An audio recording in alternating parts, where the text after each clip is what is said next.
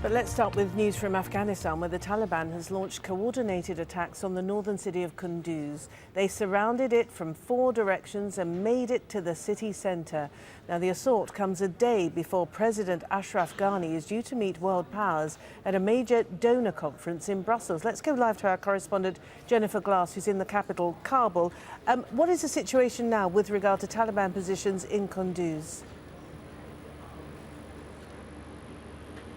Well, Martine, the Taliban are fighting in the city itself. Witnesses there say they've heard explosions and gunfire. It'll be particularly difficult to dislodge them because we understand they have taken up positions inside civilian homes. There are Taliban sympathizers in Kunduz city itself, and that will make it difficult. Apparently, the police and security forces there are having difficulty distinguishing where exactly the fire is coming from because the Taliban have taken up positions inside the city. We understand the streets are fairly quiet. Shops are closed there. This overnight assault, as you said, Martine, from 4 directions, coming as a surprise to Afghans in Kunduz city and coming just 2 days before that international donors conference in Europe, where the international community is expected to pledge billions of dollars for Afghanistan's future.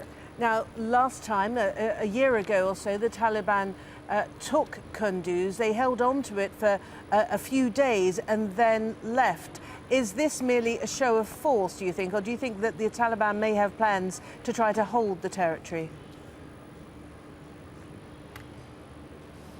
Well, we are hearing from government officials that the Taliban actually say they went into Kunduz city because they are unhappy with Afghan special force activities in 2 different districts up in Kunduz, in Archi and in Akhtaj up there. Afghan special forces apparently fighting very heavily against the Taliban there. The Taliban have been present in many of the areas around Kunduz city since they took Kunduz city for a few days last year. Now, that takeover of Kunduz city, Martine, had a very lasting effect. Thousands of people fled and many did not come back for many months. Some did not go back at all. And the Taliban not only attacking in Kunduz city, but in the south as well. So Kunduz in the north and in Nawa in Helmand province in the south. They have captured Nawa district, killing the police chief there. So this does seem like a show of force by the Taliban, and of course coming just before that international conference in Europe.